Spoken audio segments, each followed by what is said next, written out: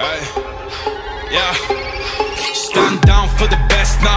Take my time, you better pay up in the next style.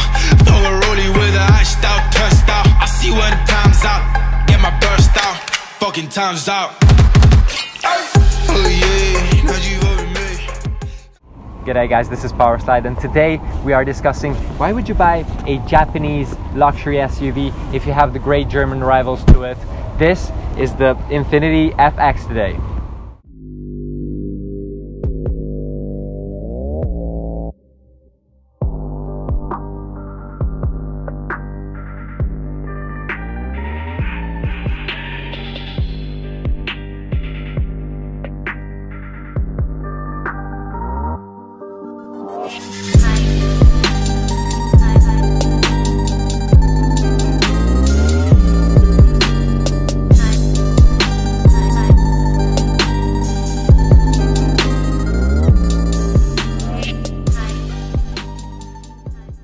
Let's do a little bit of story time about the Infiniti brand itself. So Infiniti is the luxury brand of Nissan basically, such as Toyota, Lexus, and also Honda and Acura. Now this car is the FX model. This is the 30D, which means it's a 3-liter diesel, produces 238 horsepower, which is fair enough, I have to say. 7-speed automatic gearbox, pretty good. Now a little bit about the driving. So this car is an SUV obviously, but it's more sort of sporty SUV. You're not going to use it only on light off-road tarmac. So yeah. Now fun fact, my favorite Formula 1 driver, Sebastian Vettel, my idol, if we can say that, has his own car of FX. That's a 5-liter V8 car, and the name is Sebastian Vettel, the name of the car obviously.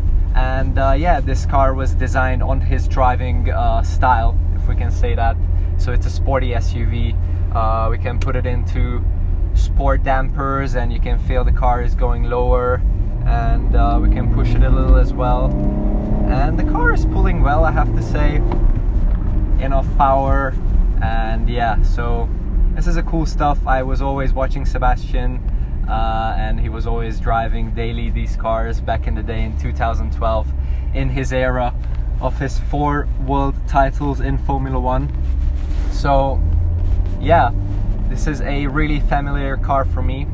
But yeah, so this car is basically the rival of BMW X5, Mercedes-Benz ML, and also the Audi Q7. So my question is, what makes you buy a Japanese luxury car other than a BMW, which is an easy choice basically, good on off-road, good suspension, good engine?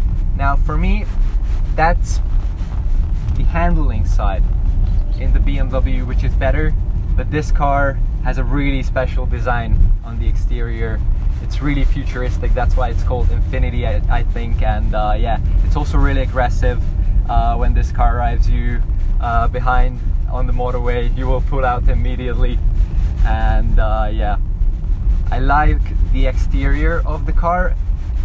The interior is really good looking as well, I have to say. The entertainment screen is a bit complicated. There are thousands of buttons on the dash, which is a little bit confusing sometimes. But yeah, it's a cool car all in all. Now let's do a tiny bit of walk around on this car, because there are quite a few things to talk about. Now first things first, massive grille, as you can see, chromy grille, and here we have a little camera. This is the 360 camera, and also the downer section of the car is pretty flat to have a good off-roader. Now continuing down the side of the car, here we have a big 20-inch wheel, which is massive, I have to say, and looking really good as well. A big Infiniti brake caliper, which I really do love actually. And yeah, arriving to the side of the car, here we have a big air intake, which is not fake, luckily. So yeah, pretty good exterior. So this car was launched in 2012 and it has quite a few kilometers in the clock. So there are a few things which are already a bit weary, so let's check them out. For instance, the gear knob, there's not much paint on it anymore. And also the steering wheel, as you can see, probably they were using it with the wedding ring on it. And the electrically operated window is a bit jerky.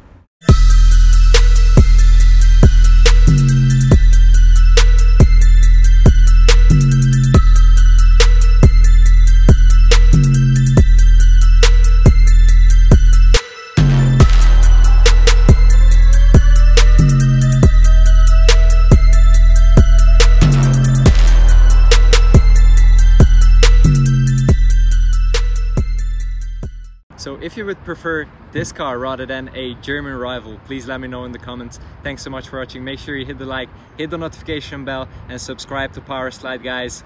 Cheers.